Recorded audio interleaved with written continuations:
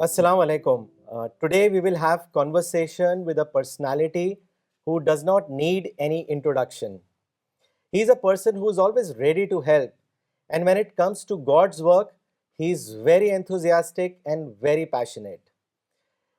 He is the trustee of CPS International. He is the promoter of Good Word Books and son of Maulana Wahiduddin Khan. He is none other than Dr. Saneh Snain Khan. We all lovingly call him Dr. Sahab. So today let's have conversation with him on his journey so far. السلام علیکم doctor صاحب. وعلیکم السلام. کیسے ہیں آپ؟ الحمدللہ. Doctor صاحب سب سے پہلا جو سوال ہے وہ میرا آپ کے نام کو لے کر ہی ہے، ثانیہ سنین خان. مجھے یاد ہے کہ جب میں نے آپ کا نام سنا تھا تو مجھے بہت ڈفرینٹ لگا تھا، کیونکہ میں نے یہ نام پہلے کہیں نہیں سنا تھا. تو یہ نام کیسے رکھا گیا اور اس کے پیچھے کی کیا کہانی ہے، آپ کے نام کے کیا معنی ہیں، یہ ہم سب جاننا چاہیں گے. جب میں پیدا ہوا تو والدہ نے کہا مولانا سے کہ کوئی نام رکھیے بچے کا. تو مولانا نے ذوالقرنین تجویز کیا. تو ہماری والدہ کو پسند نہیں آیا ذوالقرنین. تو پھر کچھ دنوں تک میرا نام ہی نہیں کچھ تھا. تو کچھ دنوں کے بعد والدہ نے پھر کہا مولانا سے کہ کوئی نام نہیں ہے، بچہ بڑا ہو گیا ہے، کوئی نام رکھیے. تو اس دن یا اسی وقت مولانا نے سورۃ توبہ کی تلاوت کی تھی. تو اس میں ثانی اثنین اذ ہما فی الغار کی آیت آئی تھی. تو مولانا نے کہا والدہ سے کہ ثانی اثنین رکھ دو. تو والدہ کو پسند آیا نام،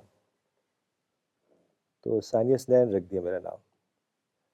یہ اچھا ہوا کہ والدہ کو پسند نہیں آیا ذوالقرنین، ورنہ ذوالقرنین کے جو لٹرل میننگ ہے وہ 2 سینگ والا، 1 with 2 horns. جی مجھ جیسا ایک پیسفل آدمی اس کے 2 سینگ بڑا عجیب لگتا. تو قرآن میں یہ سورۃ توبہ میں آیت آئی ہے جس میں یہ نام آیا ہے، جو کہ حضرت ابوبکر کا لقب تھا، نک نیم تھا.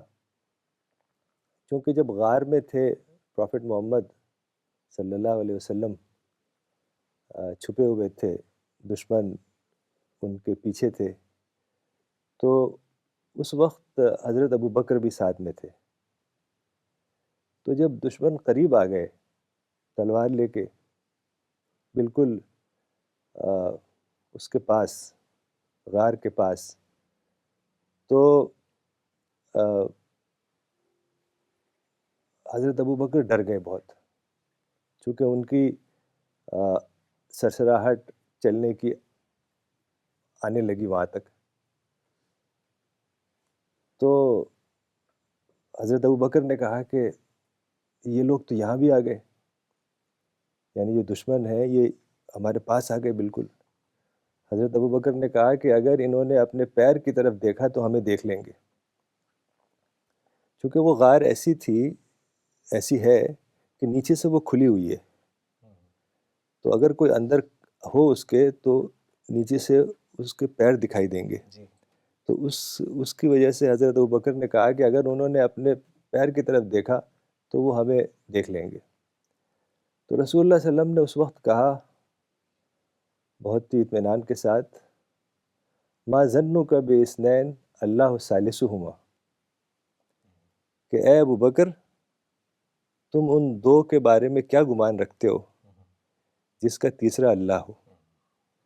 تو یہ ٹرسٹ، خدا کے اوپر یقین کہ اللہ تعالیٰ ہر موقع پہ ہمارا مددگار ہے، ہمارا کارساز ہے، یہ ملتا ہے اس آیت سے، اور یقین ملتا ہے. یہ واقعی ڈاکٹر صاحب یہ جو انسیڈنٹ ہے یہ بہت ہی انسپائر کرنے والا انسیڈنٹ، اور جیسے آپ نے کہا کہ کنوکشن کا لیول بتاتا ہے کہ ہم سب لوگوں کے اندر کیسا کنوکشن ہونا چاہیے اگر ہم ایسی سچویشن میں بھی آ جائے کہ ہماری جان پر بنائیں. اور دوسری چیز ڈاکٹر صاحب میں سمجھتا ہوں کہ یہ اس سے ہمیں یہ بھی پتہ چلتا ہے کہ کتنی مشکلات سے جو ہے پروفٹ اور صحابی گزرے، اور کیسے اسلام اسٹیبلش ہوا۔ صحابیوں کا یہ عالم ہوتا تھا کہ اگر کچھ بھی مشن سے تعلق کوئی بات ہوتی تھی تو ایک دم سے ریڈی ہو جاتے تھے۔ میں ایک بات پڑھ رہا تھا، حضرت عائشہ سے روایت ہے کہ انہوں نے بتایا یہی انسیڈنٹ کو لے کے کہ پروفٹ ہمیشہ حضرت ابو بکر سے دن میں 2 دفعہ ملنے آتے تھے، صبح اور شام کو۔ پر ایک دن وہ دوپہر میں آئے تو ان کو جب دیکھا تو حضرت ابو بکر نے کہا کہ ضرور کوئی بہت ہی ارجنٹ میٹر ہے، اور پھر پروفٹ نے بتایا کہ انہیں اللہ کی طرف سے یہ پرمیشن ملی ہے کہ وہ ہجرت کریں۔ تو حضرت عائشہ نے کہا کہ اس سے پہلے میں نہیں جانتی تھی کہ خوشی کے آنسو کیا ہوتے ہیں، لیکن جب میں نے حضرت ابو بکر کو دیکھا کہ وہ یہ جیسے انہوں نے ایک خبر سنی کہ کیسے وہ خوشی کے آنسو سے رو اٹھے، تب ان کو پتہ چلا کہ خوشی کے آنسو کیا ہوتے ہیں۔ تو یہ جذبہ، یہ یقین، یہ سب ہم کو یہ سیکھ ملتی ہے یہ اس انسیڈنٹ سے، ماشاء اللہ۔ ڈاکٹر صاحب، آپ کے بچپن کی طرف رخ کرتے ہیں کہ بچپن کے بارے میں کچھ بتائیے، اور کیا کبھی ایسا انسیڈنٹ بھی ہے کہ مولانا وحید الدین خان صاحب نے آپ کو ڈانٹا یا اسکولڈ کیا؟ مولانا بہت ہی سخت تھا ان کا نیچر، اور بچوں کو مطلب کوئی لاڈ پیار پیمپرنگ نہیں کرتے تھے۔ ان کی سوچ یہ تھی کہ بچوں کی ڈیمانڈ یا ان کی خواہشات یا جو بھی وہ منہ سے بول جی دیں اس کو پورا کرنا مناسب نہیں ہے۔ جی اس زمانے میں خیر وہ دور بھی نہیں تھا، گاؤں میں کچھ خاص چیزیں بھی نہیں تھیں۔ مجھے یاد ہے کہ بہت جو چیز ملتی تھی وہاں، وہ کبھی کبھی ایک آئس کریم ملتی تھی۔ اچھا وہ آئس کریم بھی ایسی ہوتی تھی کہ وہ برف میں پانی اور کچھ چینی گھول کے تھوڑا دودھ ڈال کے وہ آئس کریم بناتے تھے۔ تو ہمارے جی یہاں کچھ تھا ہی نہیں پیمپرنگ کے لیے بھی۔ تو مولانا اصل میں جو ہماری دادی تھیں، چونکہ ہمارے دادا کی ڈیتھ ہو گئی تھی جب مولانا 5 سال کے تھے، تو اس کی وجہ سے دادی نے پالا۔ تو دادی بہت ہی she was a iron lady, انہوں نے بہت ہی سختی سے پالا بچوں کو، بالکل بگڑ نہیں سکے، جی جس کی وجہ سے آپ دیکھیں کہ مولانا کتنی ڈسپلن تھے۔ تو وہی اثر مولانا کے اندر بھی آیا، اور انہوں نے بھی بہت ہی ڈسپلن رکھا گھر میں، بہت ہی سختی سے ہم لوگوں کو ہماری تربیت کی۔ تو ظاہر ہے جو پیرنٹس کا مزاج ہوتا ہے، جو جس طرح سے وہ رہتے ہیں، تو بچوں پر بھی وہی اثر آتا ہے۔ تو وہی ہم سب پہ بھی اثر آیا۔ ایسا کوئی واقعہ یاد نہیں کہ مولانا نے مجھے ڈانٹا وغیرہ،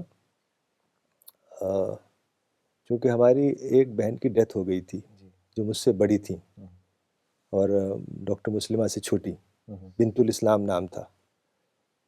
تو ان کی ڈیتھ کے بعد میں شاید پیدا ہوا یا تھوڑا پہلے پیدا ہوا تھا۔ تو اس کے بعد مولانا کافی نرم ہو گئے، جی اس کی وجہ سے پھر انہوں نے تھوڑا سختی کم کر دی، تو اس کا مجھے فائدہ ہوا۔ جی تو کبھی پیمپرنگ کبھی بھی نہیں ہوئی؟ پیمپرنگ تو یاد نہیں مجھے کوئی۔ جی میرے خیال سے شاید پیمپرنگ ورڈ مولانا کی ڈکشنری میں ہی نہیں ہاں تھا۔ اس وقت کہاں جی پیمپرنگ، ہم نے تو اب سنا یہ لفظ۔ جی ڈاکٹر صاحب، ایک انسیڈنٹ مجھے بھی یاد آ رہا، آپ ایک باری ذکر کر رہے تھے کہ کیسے مولانا اپنے کندھے میں آپ کو رکھ کر بٹھا کر جگہ جگہ جاتے تھے، تو وہ اس کے بارے میں بتائیے، ہم سب جاننا چاہیں گے وہ کیا انسیڈنٹ ہے۔ نہیں ایسا نہیں ہے کہ کندھے پہ بیٹھا کے لے جاتے تھے مجھے جگہ جگہ۔ جی دراصل ایسا تھا کہ جو ہمارا گاؤں تھا، ریموٹ ولیج، تو وہاں سے مولانا کو دوسرے شہر میں جانا ہوتا تھا یا دوسرے پاس کے ولیج میں جانا ہوتا تھا۔ جیسے ایک شہر تھا سرائے میر، جہاں مولانا نے ایجوکیشن بھی حاصل کی تھی۔ ایک شہر تھا سنجر پور، وہاں تھوڑا سی مارکیٹ ہوتی تھی، پوسٹ آفس تھا، اس طرح کی چیزیں تھیں۔ ہمارے یہاں تو کچھ تھا نہیں۔ تو وہ جاتے تھے تو ایک آدھ بار مجھے بھی ساتھ لے گئے، میں 2 سال کا رہا ہوں گا شاید یا 3 سال کا۔ تو وہاں ایک ریور پڑتی ہے راستے میں، شاید ٹانس ریور نام ہے اس کا. تو ایک جگہ سے بہت شیلو ہو جاتی ہے وہ، تقریباً نی ڈیپ واٹر ہوتا ہے. جی تو وہاں سے لوگ کراس کرتے ہیں اسے پیدل. تو جب وہ کراس کرتے تھے ریور تو مجھے کندھے پہ بیٹھا لیتے تھے اچھا اور ایسے پکڑ لیتے تھے. جی اور تو پھر ریور کراس کر کے اتارتے تھے مجھے، اور وہاں جو شیلس وغیرہ نہیں پڑے ہوتے ہیں جی جی جی دریا کے پاس کچھ، جی. وہ چن کے دیتے تھے مجھے. کیا عمر رہی ہوگی ڈاکٹر صاحب آپ کی میرا تب؟ خیال 2-3 سال. 2-3 سال. ہاں. اچھا اوکے. تو وہ چن کے دیتے تھے، وہ ایک طریقے سے ہمارا کھلونا ہوتا تھا اس زمانے جی میں. جی ماشاء اللہ. اور ڈاکٹر صاحب کوئی بچپن کے دن جب آپ نے نماز ان کے ساتھ مل کر ادا کری، کوئی ایسا انسیڈنٹ یاد آتا ہے آپ کو؟ اصل میں ہمارے جو گھر تھا اور اس کے آگے ایک سڑک تھی، اور سڑک کے دوسری طرف مسجد تھی، وہ بھی ہمارے گھر کا حصہ تھا. تو مسجد بھی ہماری تھی، ابھی بھی ہے وہ مسجد. تو مولانا جایا کرتے تھے وہاں نماز پڑھنے، فجر کی نماز. تو مجھے لے آتے تھے، حالانکہ میں 2-3 سال کا تھا، یہ اسی وقت کی بات ہے. تو میں تو سوتا رہتا تھا اور بیٹھا رہتا تھا، اور مولانا نماز پڑھتے تھے. نہ کوئی مقتدی، نہ کوئی امام، نہ کوئی مؤذن، اکیلے ہی نماز پڑھتے تھے. تو جب نماز پڑھ لیتے تھے میں اونگتا رہتا تھا ایسے بیٹھ کے. جی. تو پھر بعد میں وہ میری گردن پکڑتے تھے اور 2 بار سجدہ کراتے تھے ایسے، اچھا ماشاء اللہ. اللہ اکبر ایک بار اور جی. اللہ اکبر.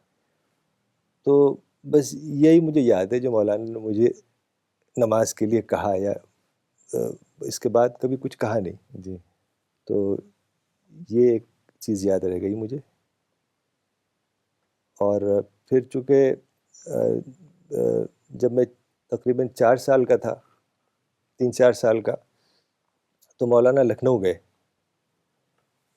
تو لکھنؤ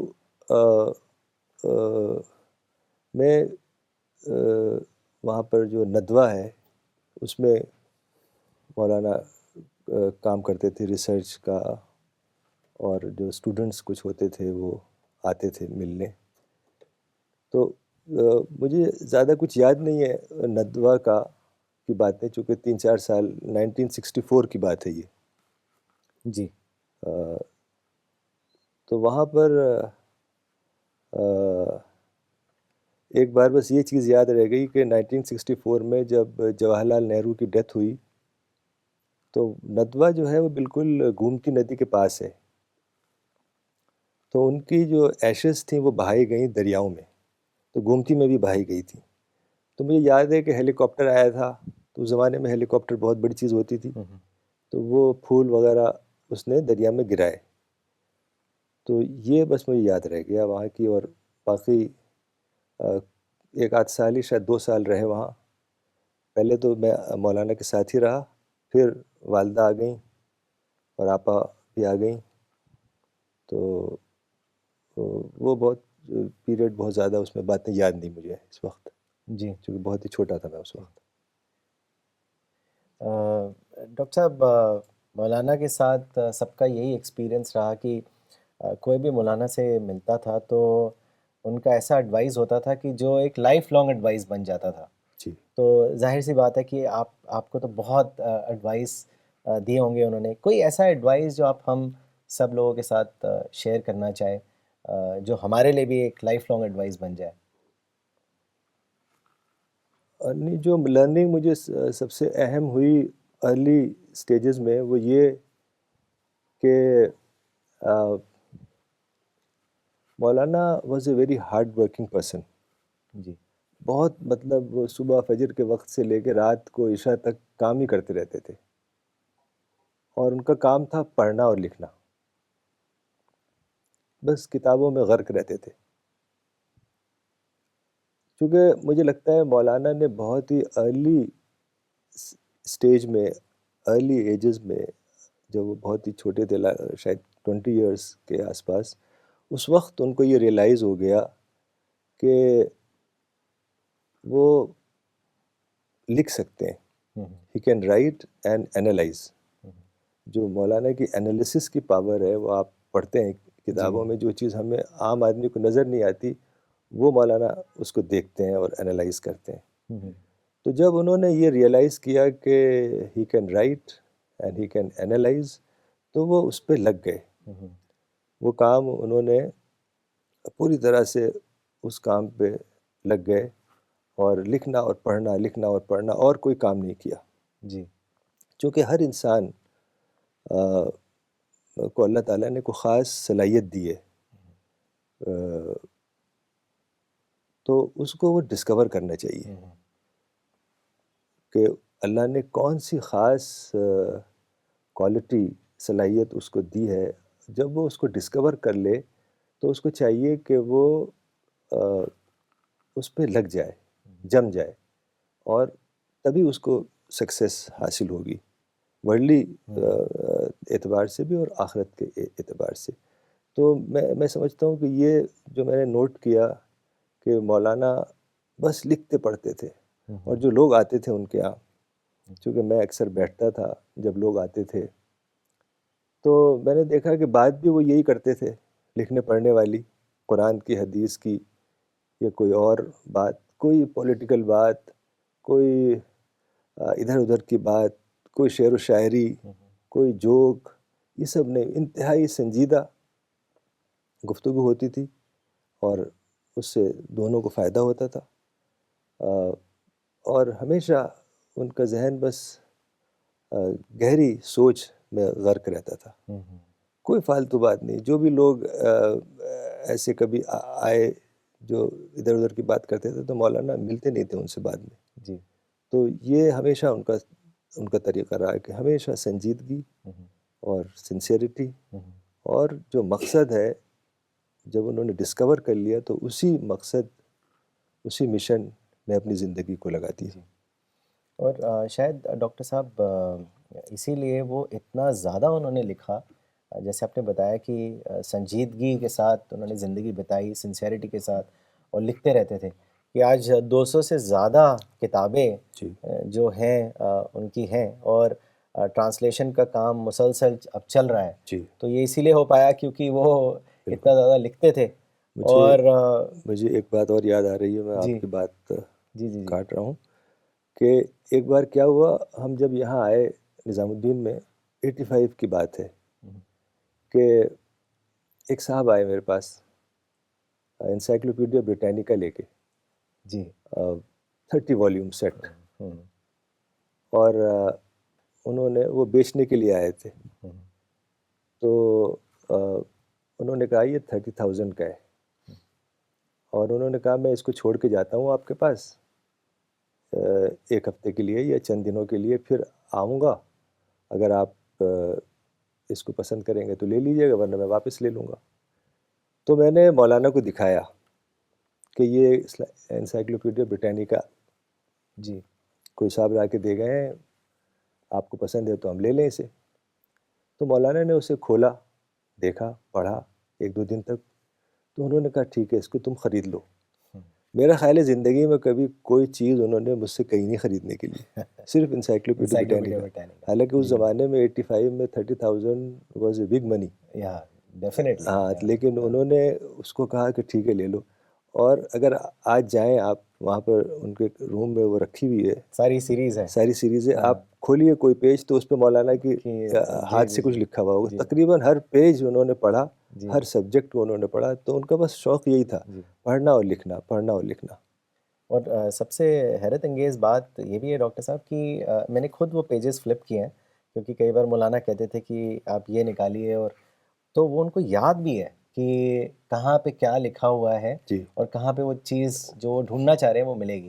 زبردست میموری تھی مولانا کی. جی. اور دوسری چیز یہ ہے کہ جیسے آپ نے بتایا کہ وہ لکھتے رہے اور سنجیدگی کے ساتھ انہوں نے زندگی گزاری. اور دوسری چیز یہ ہے کہ ہمیشہ ان کا جو ایٹیٹیوڈ تھا وہ ویل وشنگ والا ایٹیٹیوڈ تھا، وہی انہوں نے ہم سب کو بھی سکھایا. بالکل. تو ان کا وہ مجھے بہت اچھا لگتا تھا جملہ کہ جو دے اس کا بھی بھلا اور جو نہ دے اس کا بھی بھلا. جی. تو it's sort of reflects on how a دائی شوڈ بی، کہ ایک دائی کو ہمیشہ اس دنیا میں ایک گیور ممبر کی حیثیت سے رہنا چاہیے. جیسے ایک پیڑ ہوتا ہے، پیڑ کا بڑا اچھا اگزامپل بتاتے تھے وہ، کہ پیڑ صرف دینا جانتا ہے، and that is how we should lead our life. Doctor صاحب آگے بڑھتے ہیں. آئی پرسنلی ڈاکٹر صاحب I remember I have known you for last 21 years. And I have also had the opportunity to travel with you. تو میں نے ایک چیز جو آبزرو کری ہے کہ آپ کو غصہ نہیں آتا ہے. تو اس کے پیچھے کیا سیکریٹ فارمولا ہے؟ میرے کو بھی غصہ آتا ہے، اور میں نے اکثر دیکھا ہے لوگوں کو کہ کوئی اگر ایسی سچویشن آ جائے تو امیجیٹ ریاکشن ضرور آتا ہے. لیکن آپ کو میں نے کئی بار کافی مشکل سچویشنز میں بھی آبزرو کرا ہے، لیکن آپ نے کبھی غصہ نہیں دکھایا. تو اس کا راز ہم سب جاننا چاہیں گے. نہیں، ایسا نہیں ہے کہ غصہ نہیں آتا. غصہ تو ہر کسی کو آتا ہے. جو شخص بھی اس کرۂ ارض پہ، اس زمین پہ پیدا ہوا ہے، اسے غصہ آتا ہے. پروفٹس کو آیا کرتا تھا، تو ہم لوگ تو عام آدمی ہیں. قرآن میں موسیٰ علیہ السلام کے بارے میں، موسیٰ علیہ السلام بہت غصہ تھا ان کے اندر. اپنے بھائی کو ہی ایک دن وہ جو بھائی حالانکہ وہ پیغمبر تھے اور بڑے تھے، ہی واز ایلڈر بردر جی. ہارون علیہ السلام. تو ایک بار ہارون علیہ السلام سے غصہ ہو گئے اور بال اور داڑھی پکڑ کے کھینچنے لگے. جی. قرآن میں آیا ہے کہ لا تاخذ بلحیتی ولا براسی، کہ اے میرے ماں کے بیٹے، میرا بال اور میری داڑھی مت کھینچو پکڑ کے. تو غصہ تو ہر کسی کو آتا ہے، بلکہ رسول اللہ صلی اللہ علیہ وسلم کو بہت ساری باتیں آتی ہیں کتابوں میں کہ انہیں غصہ آتا تھا. احمر وجہ، یعنی چہرہ لال ہو گیا، ایسے حالات ہوتے تھے. جی. ایک بار رسول اللہ صلی اللہ علیہ وسلم بیٹھے ہوئے تھے اور صحابہ بیٹھے ہوئے تھے، بات چیت ہو رہی تھی. تو کچھ بات کہی رسول اللہ صلی اللہ علیہ وسلم نے، پروفٹ محمد نے کوئی بات کہی، تو اس کے جواب میں ایک صحابی نے کہا ماشاء اللہ وشیت و ماشیت، یعنی جو اللہ چاہے گا وہ ہوگا اور جو آپ چاہیں گے وہ ہوگا. تو یہ جملہ سن کے پروفٹ بہت ہی غصہ ہو گئے. بولے کہ تم نے مجھے اور اللہ کو برابر کر دیا. تم صرف یہ کہو ماشاء اللہ وحدہ، صرف وہی ہوگا جو اللہ چاہے گا. جی. تو غصہ تو بہرحال ہر انسان کے اندر آتا ہے، اور یہ ایک بہت ہی نیچرل سی چیز ہے، اور مولانا نے اس پہ بہت لکھا ہے. مولانا نے لکھا ہے اور لیکچرز میں یہ بتایا ہے کہ جب انسان غصہ ہوتا ہے تو اس کا مائنڈ جو ہوتا ہے، is mind is at very heightened state. بہت ہی خاص موقع ہوتا ہے وہ، اور جو برین ہے وہ بہت ہی زبردست قسم کی انرجی پروڈیوس کرتا ہے. جی. جی. تو ایک طریقہ تو یہ ہے کہ آپ کسی کے اوپر غصہ ہو جائیں، اس کو ڈانٹنے لگیں. دوسرا طریقہ یہ ہے کہ وہ جو انرجی پروڈیوس ہوئی ہے اس کو آپ ایک پازیٹیو ڈائریکشن میں چینلائز کریں. تو مولانا نے اس پہ بہت لکھا ہے اور بہت بتایا ہے. قرآن میں بھی یہ بات آتی ہے وَالْكَاظِمِينَ الْغَيْظَ وَعَافِينَ عَنِ النَّاسِ، یعنی مومن کی، بلیور کی کے بارے میں بتایا گیا ہے کہ وہ لوگ غصہ کو پی جانے والے ہیں اور لوگوں کو معاف کر دینے والے ہیں. جی. تو یہ طریقہ ہے کہ جب غصہ آئے تو انسان ٹھنڈے طریقے سے سوچے. اور اب جیسے مثال کے طور پہ حضرت محمد صلی اللہ علیہ وسلم کی زندگی سے آپ لیں. جی. جب مکہ میں تھے تو روزانہ صبح کعبہ جایا کرتے تھے. وہاں کے لوگوں کو، چونکہ کعبہ میں گیدرنگ ہوتی تھی، لوگ آتے تھے، تو وہاں لوگوں کو دین کی بات بتاتے تھے، اچھی باتیں بتاتے تھے، قرآن پڑھ کے سناتے تھے، اسلام کے بارے میں بتاتے تھے. لیکن جو مکہ کے سردار تھے قریش، وہ اگینسٹ تھے پروفٹ کے. تو طرح طرح سے ستاتے تھے، پتھر مارتے تھے اور طرح طرح سے تکلیف دیتے تھے. بڑی کتابوں میں بڑی عجیب عجیب باتیں آتی ہیں جو سن کے یقین نہیں ہوتا کس طریقے سے ستایا گیا. تو جب واپس پہنچتے تھے گھر تو خون بہ رہا ہوتا تھا، تو بیٹھ کے گھر میں مرہم پٹی کرتے تھے.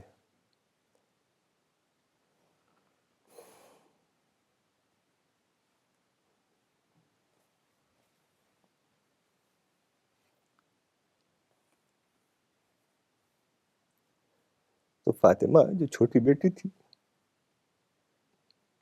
وہ رونے لگتی تھی. فاطمہ رضی اللہ عنہ رونے لگتی تھی، چھوٹی تھی اس وقت. تو ان سے کہتے تھے کہ رو مت بیٹی، تمہارے فادر کا تعلق اس سے ہے. اس کو سہارا دیتے تھے. جی تو کیا غصہ نہیں آتا ہوگا پروفٹ کو اس وقت؟ لیکن اس وقت بھی پازیٹیو رہتے تھے وہ. اور طائف کا معاملہ تو اس کی مثال ہی نہیں ملتی جی بالکل. کہ جب طائف میں گئے آپ، ہوں، اتنے مشکل سفر کیا. طائف ایک پہاڑی علاقہ ہے مکہ کے پاس، اور اس امید سے کہ وہاں کوئی لوگ سپورٹ کریں گے، اور وہاں لوگوں نے جو برتاؤ کیا، جس طرح سے تکلیف پہنچائی، پتھر لوگوں نے مارے وہاں، اور کہا کہ تم فوراً نکل جاؤ ہمارے شہر سے، اور بالکل نڈھال ہو گئے. تو جب باہر نکلے طائف کے، تو وہاں ایک چبوترا سا تھا، تو وہاں بیٹھے کہ چلا نہیں جا رہا تھا، تو وہاں پہ بیٹھنے نہیں دیا طائف والوں نے. جی اور آگے پھر بڑے مشکل سے گئے، تو وہاں پر ایک باغ تھا، انگور کا باغ. وہاں انگور کے باغ میں جا کے اپنے زخموں کی مرہم پٹی کی. کتابوں میں آتا ہے کہ اتنا خون بہا باڈی سے کہ جوتے میں جا کے جمع ہو گیا. جمع ہو گیا. تو آپ سمجھ سکتے ہیں کتنی جی تکلیف میں رہے ہوں گے. جی تو وہاں وضو کیا، زید رضی اللہ عنہ آپ کے ساتھ تھے.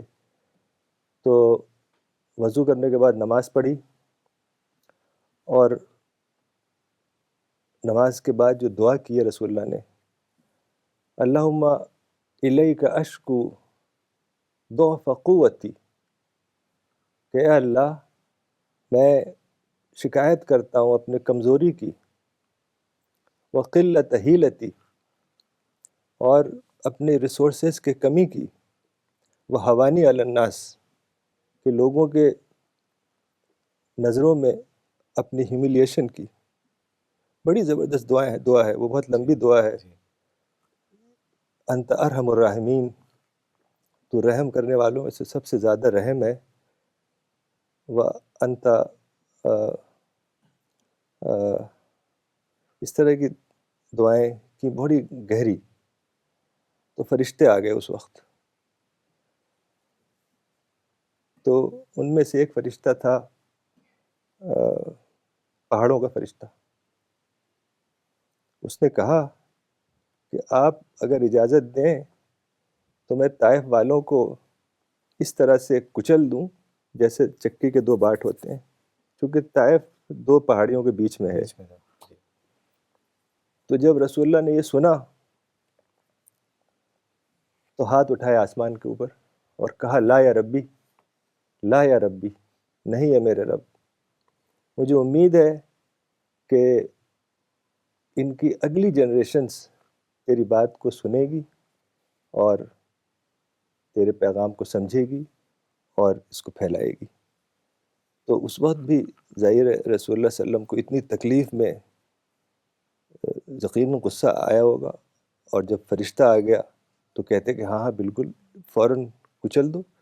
لیکن یہی بات ہے ایک پریکٹیکل جو قرآن میں آیا، والکاظمین الغیظ وعافین عن الناس، کہ غصے کو پی جانے والے اور لوگوں کو معاف کر دینے والے. اور اسی کو مولانا نے کہا کہ پازیٹیو ڈائریکشن میں، جو مولانا نے اس کے لیے ٹرم یوز کی ہے اینگر انرجی، اینگر تو انرجی. اس اینگر انرجی کو پازیٹیو ڈائریکشن میں آپ نے ٹرن دیا. تو رسول اللہ کی یہ جو سنت ہے، یہ بھی اللہ تعالیٰ کا فضل ہے کہ اللہ تعالیٰ نے صرف کتاب نہیں اتاری، کتاب کے ساتھ پروفٹ بھی بھیجا تاکہ وہ ڈیمونسٹریٹ کرے، دکھائے. ضروری ہوتا ہے یہ کہ صرف پڑھنا کافی نہیں ہے، ڈیمونسٹریشن بھی ضروری ہے. تو یہ جو آیت آئی کہ غصے کو پی جانے والے اور لوگوں کو معاف کر دینے والے، اس کا زبردست اگزامپل ہے یہ. جی بلکہ دعا کرنے لگے، ان لوگوں جی کے لیے دعائیں کیں. جی تو میرا معاملہ بھی کچھ ایسا ہے کہ میں تھوڑا سا سلو کام کرتا ہوں. تو جب غصہ آتا ہے تو وہ بھی سلو ہوتا ہے، تب تک غصہ ٹھنڈا ہو جاتا ہے، جی، تو ورنہ اور کوئی بات نہیں ہے۔ تو یہ کہنا صحیح ہوگا کہ اینگر انرجی کو آپ چینلائز کرنے کا فارمولا آپ جان چکے ہیں، اور اسی کو پھر آپ اچھے سے مینیج کر وہ لیتے ہیں۔ فارمولا تو خیر جو ہے وہ ٹھیک ہے، لیکن میرا خیال سے یہ میرے نیچر کی وجہ سے ہے، اور یہ بات ہماری جو والدہ تھیں جی، شاید ان سے ملی ہے، کیونکہ ان کا مزاج بھی بہت ہی ایسا ہی تھا۔ ہوں، وہ بہت کم بولتی تھیں، بہت ہی کسی کے بارے میں کبھی کوئی نیگیٹو بات میں نے سنی نہیں ان کے زبان سے۔ جی، اگر کوئی کہتی تھیں کہ اللہ بھلا کرے اس کا، ہوں، دعا دیتی تھیں سب کو۔ آپ تو ملے ہیں جی، والدہ بالکل، سے بھی، جی، جی، جی، وہ بہت ہی کم بولتی تھیں، جی، اور کوئی فالتو بات نہیں، کوئی کسی کی ادھر ادھر کی بات نہیں، بس صرف نماز پڑھتی تھیں، اور کسی کے بارے میں اگر بولنا ہے تو اچھی بات بولتی تھیں۔ جی، تو تھوڑا بہت ان کا لگتا ہے کچھ اثر جی، میرے اندر جی، آیا ہے یہ۔ نہیں، آپ نے بہت اچھا اگزامپل بتایا طائف کا بھی ڈاکٹر جی صاحب، اور جی مولانا کیسے اس کو اینگر انرجی کی ٹرم مولانا نے دی ہے۔ مجھے بھی یاد آتا ہے کہ مولانا کہتے تھے کہ غصہ کا سب سے بڑا نقصان یہ ہوتا ہے کہ انسان کے اندر رائٹ تھنکنگ جو ہے وہ ختم ہو جاتی ہے۔ جی تو you can say that the entry point of anger is the exit point of right thinking. True. اور زندگی میں ہماری زندگی میں بہت کروشل مومنٹس آتے ہیں، اور اس ٹائم پہ رائٹ ڈیسیجن لینا بہت اہم ہوتا ہے۔ صحیح۔ تو اگر ہم ریزن کے ساتھ چیزوں کو مینیج کریں، بجائے اس کے کہ ایموشن کو یوز کریں، تو پھر تبھی ہم کامیاب زندگی بتا سکتے ہیں، نہیں تو ہم زندگی میں ہمیشہ فیل ہوتے رہیں گے۔ جزاک اللہ ڈاکٹر صاحب، یہ بہت اچھی باتیں بتائیں آپ نے۔ اب یہ بھی بتائیے ڈاکٹر صاحب کہ اسپرچویلٹی کی طرف، روحانیت کی طرف کیسے آپ کا رخ پڑا، کیسے انٹرسٹ ڈیولپ ہوا آپ کی لائف میں؟ اب گھر کا جو ماحول تھا جی، شروع سے وہ ایسے ہی تھا لکھنے پڑھنے کا۔ جب میں 10 سال کا تھا، 10 12 سال کا، تب مولانا الجمیت، بلکہ اس سے پہلے 7 8 سال کا تھا، تو الجمیت جو ایک ویکلی میگزین تھا جی، اس کو ایڈٹ کرتے تھے۔ تو اس وقت تو میں زیادہ پڑھنے کی اس ایج میں نہیں تھا، تھوڑا بہت پڑھتا تھا، چند لائنیں۔ پھر جب الرسالہ نکلا، I was about 15 year old، میرے خیال ہے میں 10th کلاس میں تھا اس وقت، 9th میں یا 10th میں۔ تو تب میں تھوڑا پڑھنے لگا، تو مجھے اچھا لگتا تھا الرسالہ کی باتیں، الرسالہ کے جو مضامین تھے پڑھتا تھا، تو میں سمجھتا تھا کہ یہ بہت اچھا رسالہ ہے، نام بھی رسالہ تھا اس کا، تو میں سمجھتا تھا کہ یہ ایک بہت اچھا میگزین ہے، اس میں اچھی باتیں ہیں، لوگوں کو اس سے فائدہ ہوگا۔ جیسے اور میگزینز ہیں، الاسناد ایک میگزین نکلتا تھا، نور، بطول، جی، 20ویں صدی، رائٹ، تو میں یہ سمجھتا تھا کہ یہ بھی ایک میگزین ہے جیسے اور بھی میگزینز ہوتے ہیں، اس میں اچھی باتیں ہیں، لوگوں کو اس سے فائدہ ہوگا۔ لیکن مجھے اندازہ نہیں تھا اس وقت کہ ایک وقت یہ ایک چھوٹا سا میگزین ایک مشن کی شکل اختیار کرے گا۔ تو جو ریئل چینج میرے اندر آیا وہ دراصل سی پی ایس کے فارم ہونے کے بعد آیا۔ جی، آپ آئے مولانا کے پاس اور آپ نے سی پی ایس کی شروعات کی، and you took the leading role in this. سب نے مل کے کیا جی، ڈاکٹر صاحب؟ جی، لیکن آپ کا رول سب سے جی، اہم تھا۔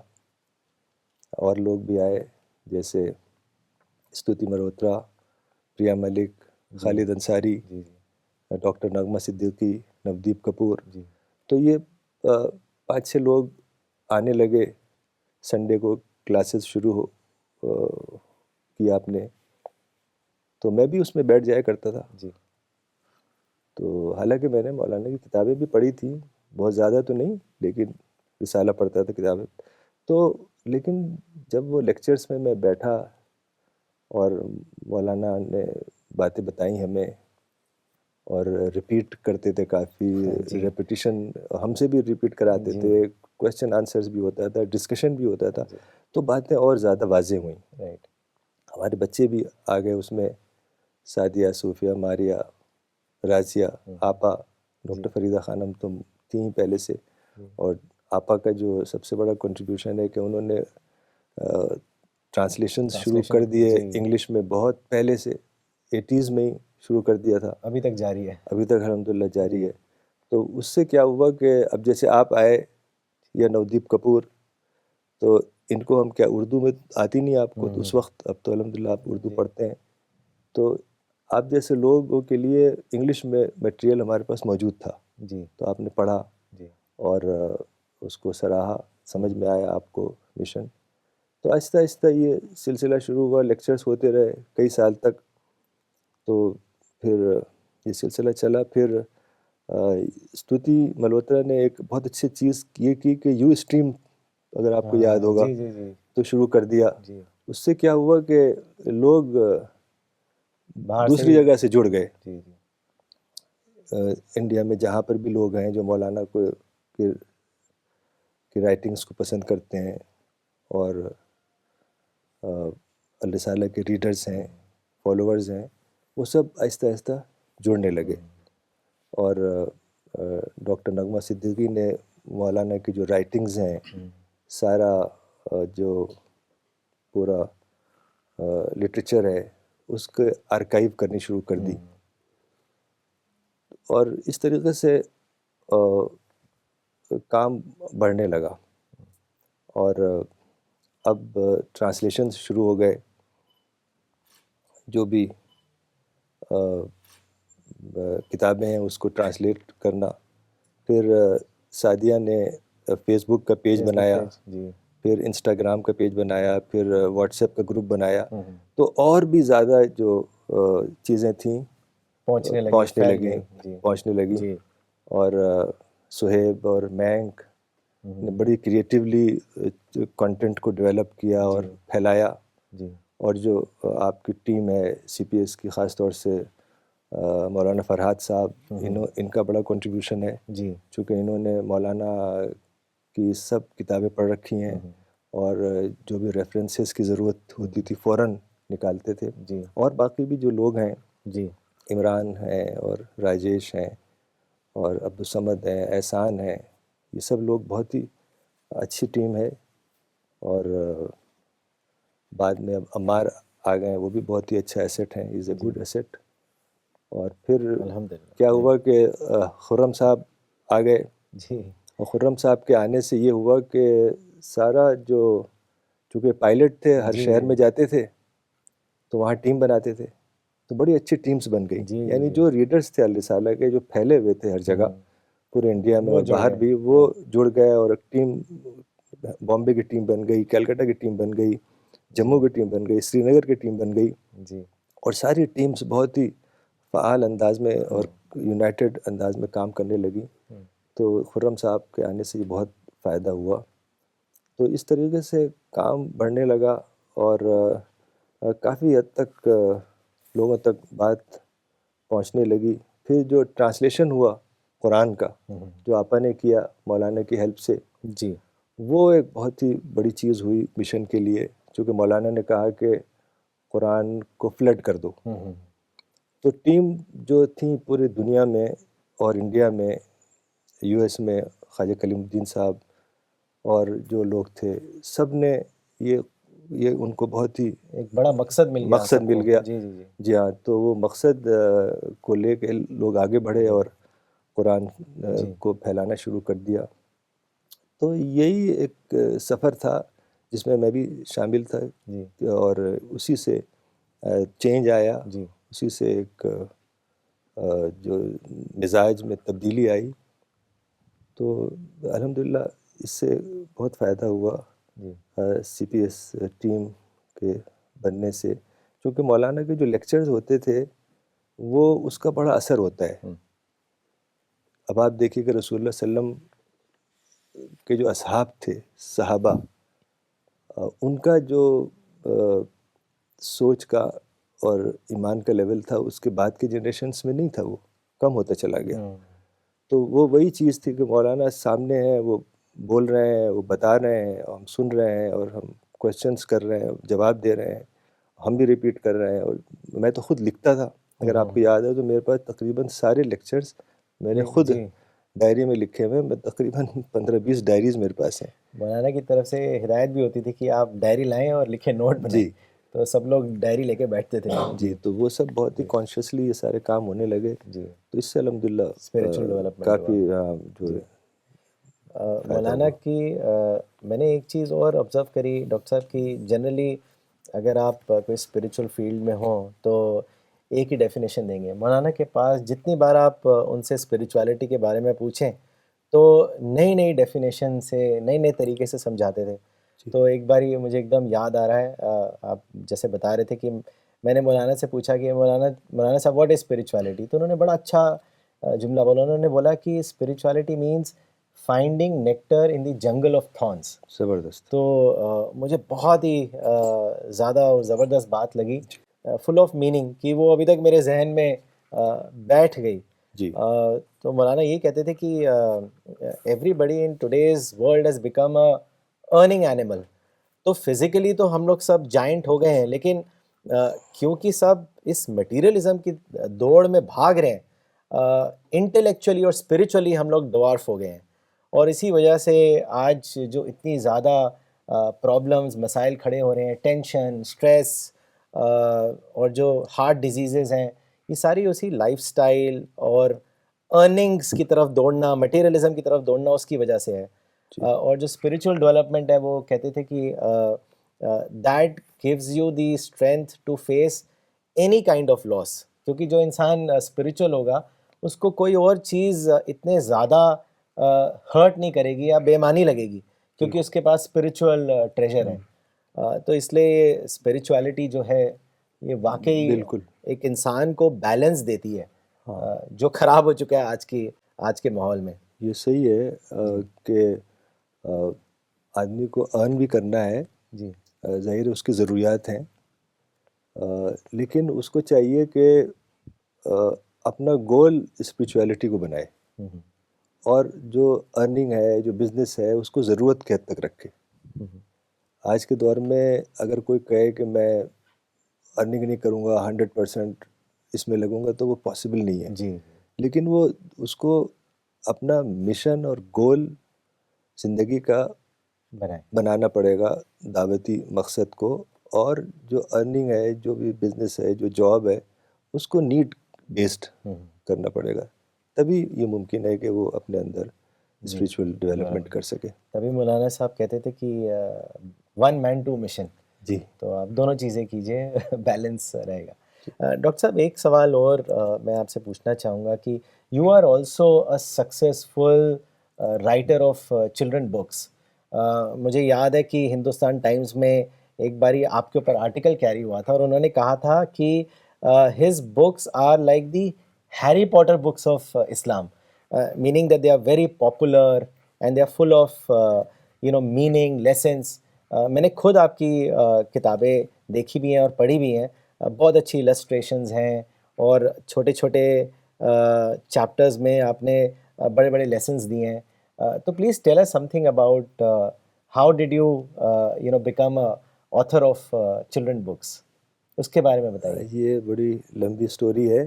جی دراصل جب میرے بچے ہونے لگے، جی ماریہ، سعدیہ، صوفیہ بڑے ہونے لگے، 3 سال، 4 سال، 5 سال کے، تو میں نے سوچا کہ انہیں کچھ اچھی کتابیں دی جائے. جی انگلش، اب وہ لوگ انگلش ہی پڑھ سکتے تھے. تو میں نے دیکھا کچھ خاص انڈیا میں کوئی کتاب ملی نہیں مجھے کہ جو یعنی اچھی ہو، اس کی لینگویج بھی، اس میں کوئی میسیج بھی ہو، اور پریزنٹیشن بھی اچھا ہو. تو اس زمانے میں اکثر مولانا کے ساتھ باہر جایا کرتا تھا. کافی ٹریولنگ ہوتی تھی مولانا کی، جی کانفرنسز میں یورپ جاتے تھے، امریکہ جاتے تھے. تو لندن میں کچھ بک شاپس پہ گیا تو دیکھا میں نے کچھ کتابیں وہاں اسلامک بچوں کے لیے، جیسے طہا پبلشرز اور اسلامک فاؤنڈیشن لیسٹر. پھر میں لیسٹر گیا، طہا پبلشرز سے ملا جا کے.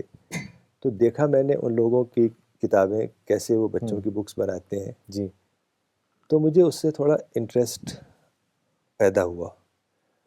بلکہ ایک اور بات میں بتاؤں گا، جو میں بچپن میں جب میں 10-12 سال کا تھا تو مولانا مجھے بہت ساری کتابیں دیتے تھے، ہارڈ باؤنڈ 5-6، کہ اوکے یہ لے جاؤ جی اور دلی پبلک لائبریری میں اس کو ریٹرن کر دینا، اس کو ری ایشو کرا دینا. اچھا تو میں جاتا تھا گلی جی قاسم جان سے، بلی ماران سے، چاندنی چوک ہوتے جی ہوئے ریلوے اسٹیشن کی طرف، ماشاء اللہ کمپنی باغ سے جی پیدل 10-15 منٹ.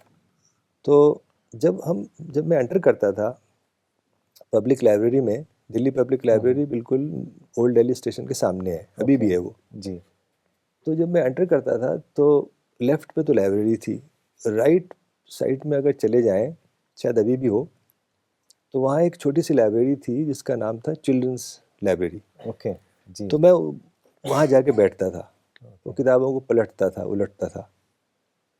تو مجھے اچھی لگتی تھی کتابیں، جی موسٹلی وہ امریکہ کی ہوتی تھیں اس زمانے میں، کتابیں یہاں شاید ایسی نہیں ہوتی ہوئی.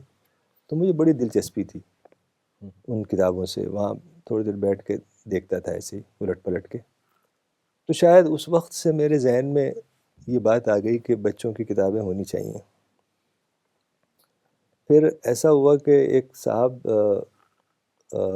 رفیق لودھیہ آئے میرے پاس امریکہ سے. ان کے فادر نور محمد لودھیہ مولانا کے بہت ہی ارلی فالوورس میں ہیں. انہوں نے بہت کتابیں ڈسٹریبیوٹ کرائیں پاکستان میں اور امریکہ میں اور انڈیا میں بھی. وہ بہت مولانا کو مانتے تھے. تو انہوں نے وہ رفیق لودھیہ جب انڈیا آ رہے تھے تو ان کے فادر نے کہا تم جاؤ مولانا سے ملنے. جی تو وہ آئے ملنے مولانا سے. تو میرے پاس بھی پہلے میرے پاس ہی آئے، تو میں نے ملوایا مولانا سے. پھر انہوں نے مجھ سے بھی کافی دیر بات چیت کی. تو انہوں نے اور مجھے انسپائر کیا کہ تم چلڈرنس بک کرو، ہمارے پاس یعنی اس طرح کی کتابیں نہیں ہیں، جی اس کی بہت ضرورت ہے. ان کے بھی بچے چھوٹے تھے اس وقت. تو پھر وہ واپس چلے گئے یو ایس، جی اور وہاں سے روزانہ مجھے ایک پیکٹ بھیج دیتے، اچھا اس میں بچوں کی کتابیں، جی جنرل سبجیکٹس کی، ہر طرح کی. تو اس سے میں دیکھ دیکھ کے بڑا انسپائر ہوتا تھا. That set the tone. ہاں، تو پھر میں گیا وہاں یو ایس اٹلانٹا ان سے ملنے ایک بار. تو وہ مجھے لے گئے ایک بہت بڑی بک سٹور میں جس کا نام تھا the family book store. Okay میسو بک سٹور، اس ہال سے 20 ٹائمس بگر. تو میں نے دیکھا وہ اصل میں کرسچن بک سٹور تھا. جی اور میں نے دیکھا کہ ایک پوری دیوار جو ہے اس پہ صرف بائبلز ہیں، جی طرح طرح سے پروڈیوس ہوئی بائبل، چھوٹی بڑی، different bindings, different sizes, different presentation, اور بچوں کے لیے بائبل اور طرح طرح کی چیزیں. تو وہاں بہت انسپائر ہوا میں، اور بچوں کی کتابیں بھی دیکھی میں نے، کرسچن اسٹوریز وغیرہ، بائبل اسٹوریز. تو پھر میں نے سوچا کہ اس پہ ہم بھی تھوڑی کوشش کرتے ہیں. کیا عمر رہی ہوگی ڈاکٹر صاحب آپ کی تب؟ اب عمر یعنی بچے ہمارے 5-7 سال کے تھے، تو اچھا آئی مسٹ بی 40 اور 35، ہاں اوکے 40 رہوں گا، اوکے اباؤٹ 40، 35-40 کے بیچ میں. جی تو پھر میں نے ایک کتاب لکھی ایکسپیریمنٹ کے طور پہ، the life begins, okay Quran stories for little hearts. اور ایک آرٹسٹ تھیں اچلا آنند گڑگاؤں میں، ان کے پاس گیا، انہوں نے اس کو السٹریٹ کر دیا. تو وہ السٹریشنس پہ میں لایا ان کے پاس سے. تو پھر جب میں نے دیکھا کہ میں نے کہا کہ میں نے کوئی عجیب سا بیکار سے کام شروع کر دیا ہے، یہ چھاپوں یا نہ چھاپوں. جی میں نے تھوڑا کنفیوز رہا اس میں کہ میں اس کو، پھر میں نے سوچا کہ اب ان کو السٹریٹر کو کچھ پیسے بھی دے دیے ہیں تو اب اس کو یوز کرتے ہی ہیں. جی تو خیر وہ کتاب میں نے پبلش کی، جی لائف بگنس. جی پتلی سی کتاب تھی، ہارڈلی 20-30 پیجز. تو وہ جب چھپ گئی تو میں نے اپنے ڈیلرز اور لوگوں کو بھیجی، جی تو سب نے اپریشیٹ کیا کہ یہ تو بہت اچھا ہے، اس کو اور بناؤ. تو بترا صاحب بھی میرے ساتھ اس وقت کافی رہتے تھے. انہوں نے بھی اپریشیٹ کیا، بلکہ مولانا کے پاس آئے ملنے خاص اسی کے لیے کہ جو کتاب کا کام شروع کیا ہے آپ کے بیٹے نے بچوں کا، یہ بہت اچھا ہے. اچھا. اور بڑا اپریشیٹ کیا انہوں نے، بہت زیادہ اپریشیٹ کیا. تو اس سے بھی ہمت ملی. پھر وہ مجھے لے گئے U B S publishers distributors, کافی بڑے ڈسٹریبیوٹرز تھے چاولہ صاحب کے پاس، اس کے اونر. تو چاولہ صاحب نے جب دیکھا تو انہوں نے بھی کہا کہ بھائی اس کی پوری سیریز بناؤ. سیریز بناؤ. ہاں اچھا. میں لوں گا اسے. تو لائف بگنس سے مراد ہوا رائٹنگ بگنس. ہاں اس کے بعد there was no looking back. تو پھر میں نے اس میں تقریباً 30-40 کتابیں اس سیریز میں بنائی، اور طرح طرح کے. پھر وہ شروع ہو گیا سلسلہ. تو الحمدللہ یہ کام تھوڑا سا بڑھا، اور اس سے ایک فائدہ یہ ہوا کہ سبسٹینشیل انکم بھی ہونے لگی. اور اسی سے پھر ہم دعوی ورک کرنے لگے کہ جو بھی انکم گڈ ورڈ کی ہوتی ہے وی پٹ میجر پورشن آف دس ان دعوی ورک. الحمدللہ. انفیکٹ ڈاکٹر صاحب میں تو یہ کہوں گا کہ وہ بچوں کے لیے تو بنائی آپ نے، لیکن بڑوں کو بھی اچھی لگتی ہے. وہ السٹریشنز بہت اچھی ہیں، اور اسٹوری لائن اور جس طریقے سے جو لیسن آپ دینا چاہ رہے ہیں وہ بہت ہی بیوٹیفل انداز میں کوئی بھی ایج گروپ میں اس کو پسند کریں گے. اینڈ آئی تھنک اسی لیے وہ بہت جلد ہی پاپولر ہو گئی پوری دنیا میں. ہاں الحمدللہ وہ کافی لینگویجز میں آ گئیں اب تو. French, German, Italian, Dutch, Danish, Arabic, Urdu, تقریباً 10-12 لینگویجز میں پبلش ہونے لگی. Dr. Saab, you also mentioned about that, that you started contributing in a big way, to the Dawat mission. And that brings me to another important question, that you undertook a task, a very important task of Good Word Books and CPS International, which is publishing and distribution of the Quran worldwide. So any experience that you would like to share with all of us, جب آپ نے initial phase میں قرآن distribution کو waste میں introduce کیا، کیسے وہ distribution پھیلا، اس کے بارے میں کچھ باتیں اگر آپ کے ذہن میں ہیں تو آپ پلیز شیئر کیجیے ہم سب کے ساتھ. قرآن جب ہمارا اپنا پبلش ہوا انگلش ٹرانسلیشن، اس سے پہلے بھی میں نے تھوڑا کام شروع کیا تھا. ایک صاحب ہیں امریکہ میں، خلفان صاحب، انو علی خلفان. ان کا ایک ادارہ ہے جس کا نام ہے تحریک ترسیل قرآن. تو ان سے میں ملتا تھا، وہ بک فیئرس میں آتے تھے اور ڈسٹریبیوٹ کرتے تھے قرآن. بہت ہی جذبہ ہے ان کے اندر، حالانکہ ہی واز 80 اور 75 ایٹ دیٹ ٹائم، اب تو اور اولڈ ہو گئے ہوں گے. تو لیکن وہ بڑے بڑے کارٹن اٹھا کے لاتے تھے، اور لنڈن بک فیئر میں اور فرینکفرٹ بک فیئر میں ہر جگہ وہ قرآن دیا کرتے تھے. تو مجھے یہ کام بہت اچھا لگا کہ یہ طریقہ بہت اچھا ہے. پھر میں ہوٹلس میں جاتا تھا، جب کسی ہوٹل میں گیا تو ڈراور کھولا تو بائبل وہاں ملتی تھی. تو میں نے سوچا کہ ایسے قرآن بھی ہونا چاہیے. اور ایک صاحب کینیڈا میں ہیں، آصف علی مہر علی، تو وہ ہمارے ڈسٹریبیوٹر تھے. تو انہوں نے مجھ سے کہا کہ تم قرآن پبلش کرو اور کاسٹ پرائس پہ رکھو، اس کو پروفٹ مت لو. پہلی بار انہوں نے یہ آئیڈیا دیا مجھے. تو میں نے عبداللہ یوسف علی پکتھول کا قرآن پبلش کیا، اور ان کو کافی کوانٹٹی دی بھی، بالکل نان پروفٹ بیسس پہ. انہوں نے اپنے بک سٹور بھی جو کھولی ہے ٹورانٹو میں، اس کا نام بھی نان پروفٹ بک سٹور. لوگ آتے ہیں وہاں سے کتاب لے جاتے ہیں، اور وہ کوئی پروفٹ نہیں لیتے اس کا. تو یہ طریقہ اس سے پہلے کا ہے جب ہمارا ٹرانسلیشن آیا. تو جب ہمارا اپنا ٹرانسلیشن آ گیا، آپا نے جو ٹرانسلیٹ کیا مولانا کی ہیلپ سے، تو وہ تو بہت ہی اچھا تھا. یعنی اس کی لینگویج اور اس کا انداز اور اس میں جو باتیں بھی تھیں بہت ہی اچھی تھیں. تو وہ پھر ہم نے سوچا کہ اس کو ڈسٹریبیوٹ کیا جائے. تو اس وقت ٹیم بھی بن چکی تھی، سی پی ایس کی کافی ٹیمز، اور خاص طور سے خواجہ کلیم الدین صاحب یو ایس میں، ہارون شیخ صاحب، ان لوگوں نے بہت ہی بڑھ چڑھ کے حصہ لیا. اور کلیم صاحب نے یو ایس میں قرآن کو پھیلایا، اور برازیل میں پھیلایا. ہارون شیخ صاحب نے افریقہ اور کئی کنٹریز میں قرآن کو پھیلایا. پھر ٹرانسلیشن ہونے لگے.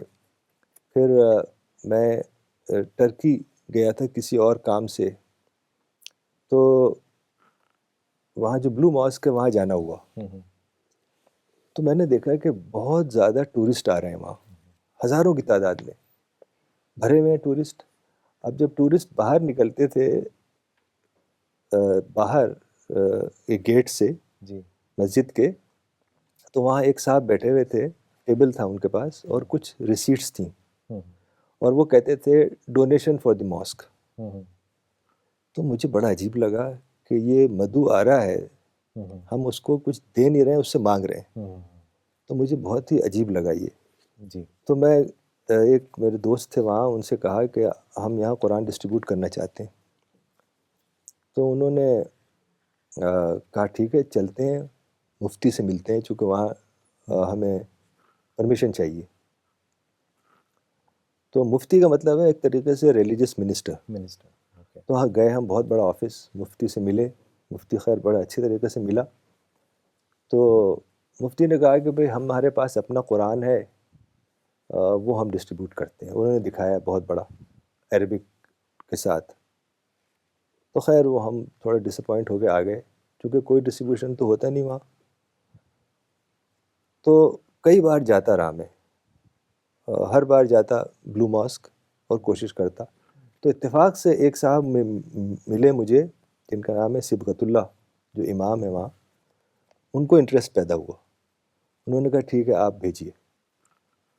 تو ہم نے وہاں پرنٹ کرانا شروع کیا، اور اب تقریباً 10-12 لینگویجز میں وہاں قرآن پرنٹ ہوتا ہے ماشاء اللہ۔ اور وہ خاص طور سے جو لوگ آتے ہیں وہاں ٹورسٹ ساری دنیا سے آتے ہیں، انڈیا سے بھی جاتے ہیں، لیکن زیادہ تر ٹورسٹ یورپین کنٹریز کے ہوتے ہیں اور ایسٹرن یورپ کے، جی پولینڈ ہے اور یوکرین ہے، اور ساری جو یہ ایسٹرن یورپین کنٹریز ہیں۔ تو ہمارے پاس تقریباً سارے ٹرانسلیشنز ہیں، یوکرینین میں ہے، پولش میں ہے، اور ابھی ریسنٹلی ایک دو چیک ریپبلک، چیک لینگویج میں ہے۔ تو کتنے ٹرانسلیشنز ابھی ہو چکے ہیں تقریباً؟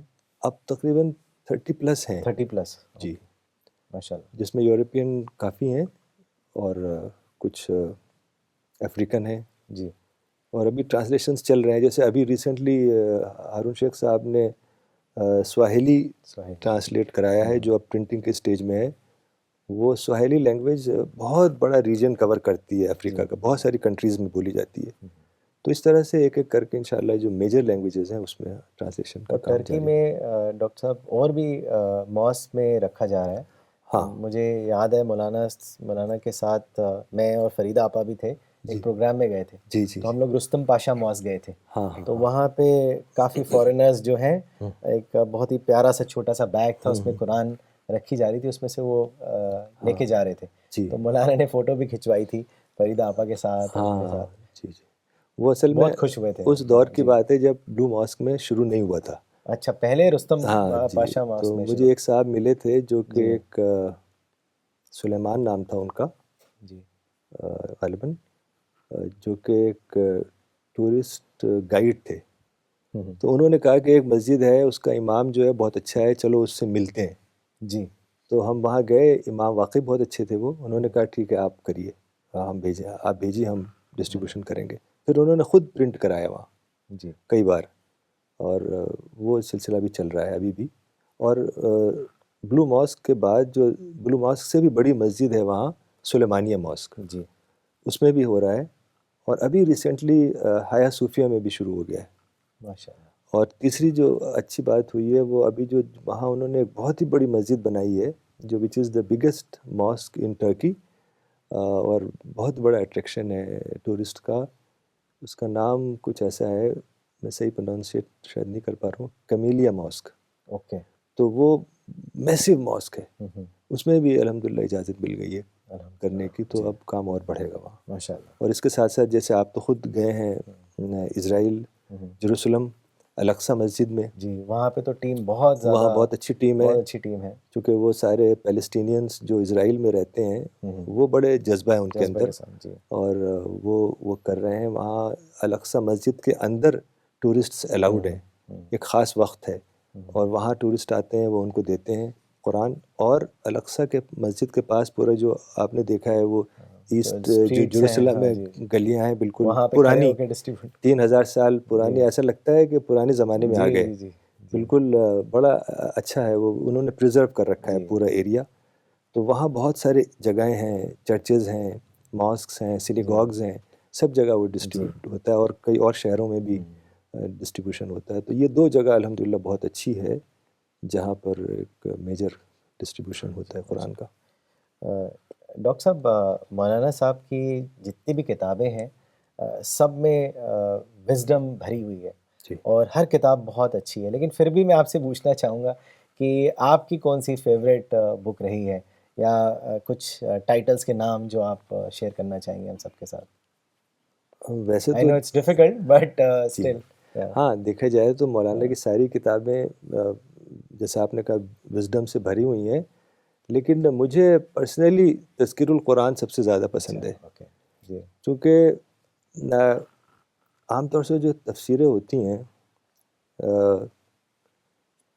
کوئی بھی تفسیر آپ اٹھا کے دیکھیے تو بڑی فنی انداز کی ہوتی ہیں.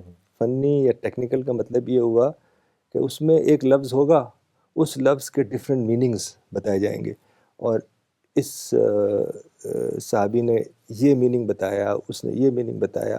تو وہ سارا ڈسکشن ہوتا ہے ایک اسکالرلی انداز کا، جو کسی اسکالر کے مطلب کا تو ہو سکتا ہے جو قرآن پہ ریسرچ کر رہا ہو، قرآن کے عربک پہ ریسرچ کر رہا ہو، تو اس کے لیے تو بہت اچھا ہے. لیکن ایک عام قاری، ہم جیسے ایک عام ریڈر جو ہے، اس کو کچھ ملتا نہیں ہے، وہ بس پڑھ کے اسے کچھ ہاتھ نہیں آتا. آپ کوئی بھی تفسیر اٹھائیے تقریباً سب ایسی ہوتی ہیں چند کو چھوڑ کے.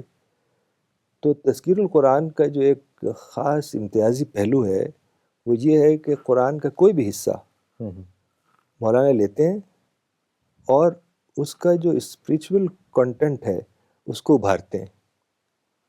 جی یہی تذکیر القرآن کی بہت ہی انتہائی امتیازی چیز ہے. تو میں نے تذکیر القرآن کئی بار پڑھی ہے، مجھے بہت پسند ہے. آپ سورہ فاتحہ ہی پڑھیے، آپ کبھی کوئی بھی تفسیر اٹھائیے اور کمپیئر کریے کہ سورہ فاتحہ کی تفسیر اس مفسر نے کیا کی اور مولانا نے کیا کی. تو مولانا نے تو ایسی تفسیر کی ہے سورہ فاتحہ کہ پورا دریا سمو دیا ہے اس جی کے اندر، اور اس قدر زبردست ہے وہ. ساری تذکیر القرآن میں یہی خاصیت ہے کہ جو اسپریچول میسیج ہے قرآن کا، چونکہ قرآن کے بارے میں حدیث میں آتا ہے لا تنقضی عجائبہ، کہ اس کے ونڈرز کبھی ختم نہیں ہوں گے. جی اور حدیث میں آتا ہے کہ لکل آیت منہا ظہر و بطن، کہ ہر آیت میں ایک ظاہری حصہ ہے، ایک آؤٹر پہلو ہے اور ایک انر پہلو ہے. جی اصل جو پہلو ہے وہ انر پہلو ہے، آؤٹر تو صرف لائنیں ہیں. تو قرآن ایک چھوٹی کتاب ہے لیکن اس کے اندر تو معنویت کا جو ایک سمندر ہے اس تک پہنچنا ضروری ہے، تبھی آپ جو قرآن کے گہرے میننگ تک پہنچ سکیں گے، اور وہی ریئل میننگ ہے. جی ورنہ قرآن ایک بہت ہی چھوٹی کتاب ہے اگر دیکھا جائے، بائبل سے کمپیئر کیا جائے. I think it's 1/6 of the Bible. تو قرآن چھوٹی کتاب ہے، لیکن جب انسان اس پہ غور کرتا ہے، جیسے آپ نے کہا کہ معرفت کا نیکٹر، تو جب غور کرتا ہے تو وہ نیکٹر معرفت کا وہ دریافت کر پاتا ہے. تو تذکیر القرآن پڑھنے سے یہ انسان کو پتہ چلتا ہے کہ قرآن کا ریئل میسیج کیا ہے، انر میسیج کیا ہے، جو ڈیپر میسیج کیا ہے. جی تبھی وہ اس کا فائدہ ہے، ورنہ وہ کوئی گہرا فائدہ نہیں ہے. جی تو تذکیر القرآن تو تفسیر ہے، اور کتابوں میں کتاب معرفت جو میں ابھی پڑھ ہی رہا ہوں، پوری نہیں ہوئی ہے، وہ مجھے بہت پسند ہے کتاب. جی اس میں جس طریقے سے معرفت کو مولانا نے ایکسپلین کیا، اور ایک ایک آرٹیکل بالکل یعنی بہت ہی ماسٹر پیس ہے اس میں. وہ انگریزی ٹرانسلیشن بھی آپ نے کیا ہے، ڈسکورنگ گاڈ، اس کا دوسرا پارٹ بھی آ گیا ہے. تو وہ بہت ہی اہم ترین کتاب ہے. ویسے مولانا کی کتاب جو معروف زیادہ ہوئی ہے وہ گاڈ ارائزز ہے، کیونکہ وہ عربک میں بھائی صاحب نے ٹرانسلیٹ کی تھی، علیہ السلام یتحدیٰ کے نام سے. تو وہ اس وقت بہت ہی زبردست طریقے سے پھیلی اور کئی یونیورسٹیز میں داخل نصاب رہی، سلیبس میں رہی. جی آج بھی جو عربز ہیں، خاص طور سے جو اولڈ عربز ہیں، جو ینگ جنریشن ہے، وہ زیادہ نہیں جانتی اس کو، لیکن جو 40+ کے ہیں وہ تقریباً سارے عربز آپ بات کریں گے تو وہ کہیں گے ہاں الاسلام تحدہ ہم نے پڑھی ہے. تو وہ کتاب ایک الگ طرح کی ہے، سائنٹیفک انداز کی، لیکن جو معرفت والی کتاب ہے مجھے اس سے بہت دلچسپی ہے، اور وہ یہ ہے جی. کتاب معرفت. سب سے پہلی کتاب ڈاکٹر صاحب جو میں نے پڑھی تھی وہ گاڈ ارائزز ہی تھی. اچھا. مولانا سے ملنے کے بعد اور پھر میں کہیں جگہ جب پھنستا تھا تو میں مولانا سے جا کے پوچھتا تھا کہ آپ نے یہاں پہ ایسے لکھا ہے، اس کو تھوڑا سا ایکسپلین کیجئے. تو مولانا مجھے بتاتے تھے.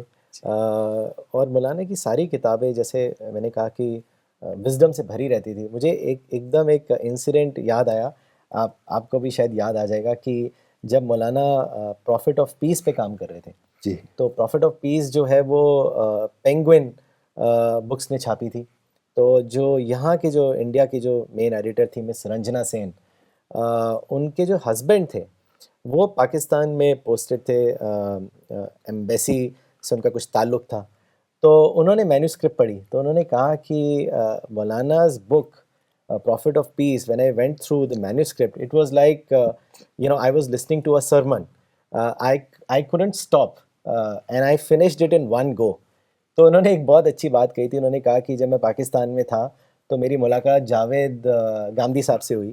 تو جاوید گاندھی صاحب کو جب پتہ چلا کہ بھئی میرا واپس ٹرانسفر انڈیا ہو رہا ہے، تو انہوں نے ان کو کہا کہ بھئی انڈیا میں تو دو ہی چیزیں دیکھنے والی ہیں، ایک ہے تاج محل اور دوسرے مولانا وحید الدین خان صاحب. تو وہ جب یہاں پہ ان کو پتہ چلا کہ ان کی وائف یہ پروفٹ آف پیس پروجیکٹ سے ایسوسیٹڈ ہے تو وہ ملنے بھی آئے تھے. جی آپ کو یاد ہوگا. ہے. جی. تو وہ بہت ہی ایک انٹرسٹنگ انسیڈنٹ تھا، مجھے ایک دم یاد آیا. صحیح. ڈاکٹر صاحب اب آخری فیز آف ٹاک کی طرف رخ کرتے ہیں. مولانا وحید الدین خان صاحب کو اس سال بھارت کا جو second civilian highest civilian award ہے پدم وبھوشن، اس سے نوازا گیا. اور آپ نے خود 9 نومبر 2021 لاسٹ منتھ پریسیڈنٹ ہاؤس میں راشٹرپتی بھون میں جا کے وہ ایوارڈ کو ریسیو کیا. تو کوئی ایکسپیرئنس آپ اس سے لے کے آپ ہم سب کے ساتھ شیئر کرنا چاہیں گے؟ جی ہاں، یہ بہت ہی خوشی کی بات تھی ہم سب کے لیے،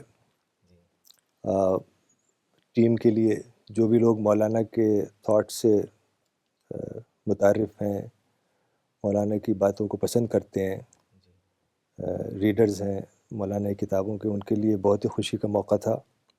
چونکہ مولانا کی رائٹنگز نے لاکھوں لوگوں کو انسپائر کیا ہے.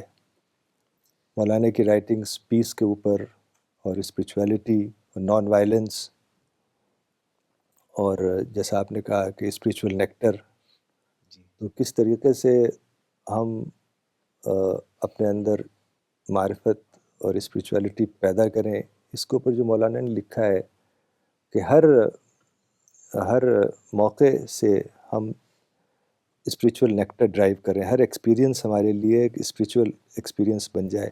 تو اس طرح سے مولانا نے بہت لکھا ہے پازیٹیو تھنکنگ پہ، اور خاص طور سے مسلم کمیونٹی کو بہت ہی آگاہ کیا ہے کہ اپنے اندر سے نگیٹیوٹی ختم کریں. اس کنٹری میں سارے مواقع ہیں، آپ پڑھنا چاہیں، بزنس کرنا چاہیں، آپ کوئی ریلیجس کام کرنا چاہیں جیسے ہم لوگ کر رہے ہیں، ہر طرح کے اپرچونیٹیز ہے، اس کو اویل کریں، نگیٹیوٹی ختم کریں، پازیٹیو تھنکنگ اپنے اندر پیدا کریں. اور مولانا کا ایک بہت ہی بڑا ڈریم تھا کہ انڈیا ایک اسپریچول سپر پاور بنے. تو اس طرح کی باتیں مولانا نے کی ہیں، اور خاص طور سے مولانا was a great proponent of interfaith dialogue. آپ کئی بار اس میں شامل ہوئے ہیں مولانا کے ساتھ. تو مولانا کی یہ سوچ تھی کہ جب دو لوگ ملیں جو ڈفرینٹ فیتھ کے ہوں تو آپس میں میوچول لرننگ کی فضا ہو، کہ ہم لرن کریں آپ سے، آپ لرن کریں ہم سے. ہمارا یہ سوچ نہیں ہو کہ ہم اپنے ریلیجن کو ڈومینیٹ کریں یا اس کی سپیریورٹی قائم کریں، بلکہ ہم لرننگ کریں. پروفٹ نے بھی یہ کہا تھا کہ جو وزڈم ہے وہ لاسٹ پراپرٹی ہے ایک بلیور کی، جہاں بھی کہیں سے اسے ملے وہ لے لے. تو یہ سوچ ہونی چاہیے. تو یہ ساری باتیں جو مولانا نے کہیں اور لکھیں اور ایک 90 سال تک اپنے مشن پہ قائم رہے، تو بہت خوشی کی بات ہے کہ گورنمنٹ آف انڈیا نے ریکگنائز کیا اور یہ ایوارڈ دیا. تو ہمارے لیے بہت ہی اچھا اور خوشی کا موقع تھا. And it was a very humbling experience for me receiving the award from the president of India. بہت ہی یعنی ہمبلنگ ایکسپیرئنس تھا، اور اس کے ساتھ بہت بڑی ذمہ داری بھی ہمارے اوپر سب کے اوپر آ گئی ہے کہ ہم اس کام کو اور آگے بڑھائیں اور اپنی زندگی کا اولین مقصد اس کو بنائیں. جی ماشاء اللہ ڈاکٹر صاحب، کیونکہ بہت ہی ایموشنل مومنٹ بھی تھا وہ، جی تو ایک میں بھی اپنا ایکسپیرئنس شیئر کرنا چاہوں گا. جی کہ جب راشٹرپتی بھون میں آپ آگے بیٹھے ہوئے تھے، تو میں اور نودیپ ہم دوسرے حصے کی گیدرنگ میں تھے، اور نودیپ کپور بھی مشن کے سینئر ممبر ہیں. کا بہت بڑا کنٹریبیوشن رہا ہے، بیک گراؤنڈ میں رہ کے کام کرتے ہیں. جی مولانا بہت ریگارڈ کرتے تھے نودیپ کپور ہی کا. Is one of the greatest pillars of C P S. جی جی تو میں نودیپ سے بات کر رہا تھا، تو میں نے نودیپ کو کہا کہ مولانا ہمیشہ کہا کرتے تھے کہ جب بھی کوئی ایکسپیرئنس ہو اس کو ریفرنس پوائنٹ بنا کے آپ دعا کریں. یہ ہم نے پہلے بھی سنڈے کلاس میں ذکر کیا ہے. صحیح. تو میں نے نودیپ سے کہا کہ یہ بہت بڑی ایک آج یہ بات ہو رہی ہے کہ مولانا کو اتنا بڑا ایوارڈ دیا جا رہا ہے، تو ہمیں دعا کرنی چاہیے. صحیح. تو اس وقت میرے دل میں یہی دعا اٹھی ڈاکٹر صاحب، کہ میں نے کہا کہ اللہ تعالیٰ مولانا کو یہ ایوارڈ دیا جا رہا ہے اس دنیاوی دربار میں، اور مولانا موجود نہیں ہیں ہمارے بیچ میں، اور ہم 3 لوگ پورے سی پی ایس فیملی کو ریپرزینٹ کر رہے ہیں. تو یا اللہ آخرت میں بھی تیرا دربار لگے گا، اور اس دربار میں تو مولانا کے لیے ایک بڑا ایوارڈ اناؤنس کرنا، اور وہ مولانا کی موجودگی میں ہم تمام سی پی ایس ممبرز اس میں شامل ہوں. تو یہ دعا تو اللہ میری قبول کر، آمین. میری دعا قبول کر، میری دعا قبول کر. اللہ تعالیٰ قبول کرے. تو اللہ تعالیٰ اس دعا کو قبول کریں، اور مولانا کے ساتھ ہم انشاءاللہ. اس آخرت کے اس منظر میں ہم شامل ہوں. انشاءاللہ. یہ دعا ہے. ڈاکٹر صاحب ایک یہ آخری سوال، you are senior C P S international member, you are C P S international trustee, you are one of the strongest pillar, the main pillars of C P S. کوئی ایک ایڈوائز ہم سب کے لیے، تمام سی پی ایس فیملی کے لیے جو آپ دینا چاہیں. مولانا یہ ہم سب سے کہتے تھے کہ یونائٹ رہیں اور مل کر کام کریں، کبھی یونٹی ختم نہ ہو. جی تو میں سمجھتا ہوں کہ انشاءاللہ ایسے ہی ہوگا. تو یہ تو ایک ایڈوائز تھی مولانا کی ہمیشہ. لیکن آج کل کے دور میں چونکہ اب ڈیجیٹل دور ہے، اور آپ سمجھیے کہ چند سالوں میں entire population of the world will be online. جی تو اس وقت ہم سب کو اپنے اپنے لیول پہ جو بھی جس طرح کر سکے،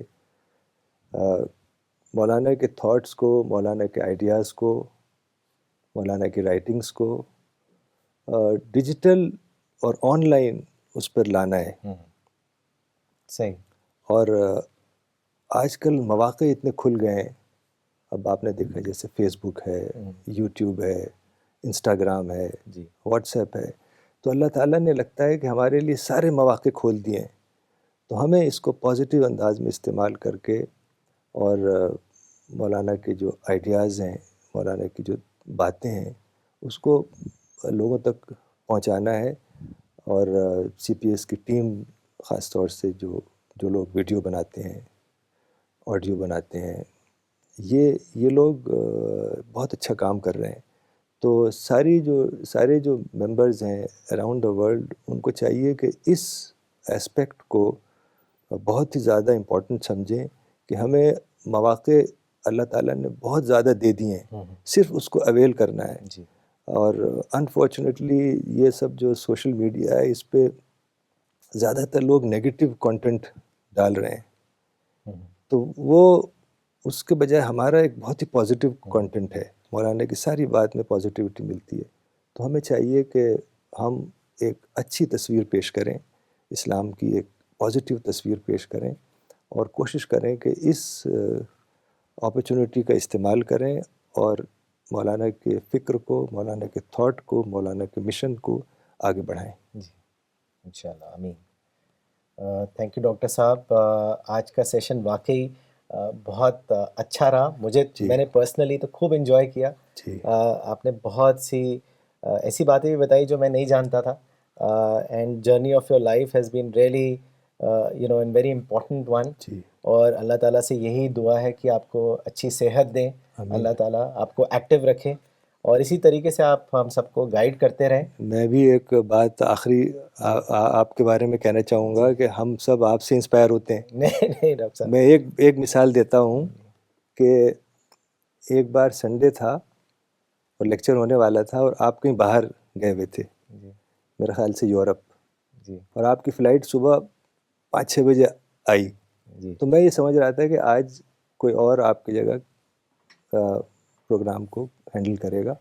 تو میں جب آیا تو آپ یہاں بیٹھے ہوئے تھے. یعنی صبح فلائٹ, میں تو جب باہر سے آتا ہوں اس طرح کی تو 2 دن تک تو نیند ہی نہیں ختم ہوتی. آپ صبح یہاں پہنچے ہوئے تھے اور لیپ ٹاپ لیے بیٹھے ہوئے تھے, حالانکہ آپ کو نیند آ رہی تھی. تو یہ جو آپ کا ڈیڈیکیشن ہے اور جو کمٹمنٹ ہے, اور مولانا کا جو آپ نے کام اتنا آگے بڑھایا سنگل ہینڈیڈلی جو کیا ہے, یہ خود بہت ہی بڑا انسپائرنگ ہم لوگوں کے لیے, بہت ہی موٹیویٹنگ چیز ہے, اور اللہ تعالیٰ اس کو قبول فرمائے. اللہ تعالیٰ ہم سب کو ایز اے CPS فیملی آخرت میں جنت الفردوس میں بسائے. آمین. یہی سب سے بڑی ڈریم ہے ہم سب کی, یہی آبجیکٹیو ہے, اور اللہ تعالیٰ اس کو قبول کرے. تھینک یو ڈاکٹر صاحب for inspiring all of us. And بہت خوشی. Just one last piece of information, if you wish to join Quran distribution of CPS International, then write to us on info@cpsglobal.org. Thank you for watching today's program. We'll be back next Sunday, same time, 10:30 a.m. Thank you. جزاک اللہ.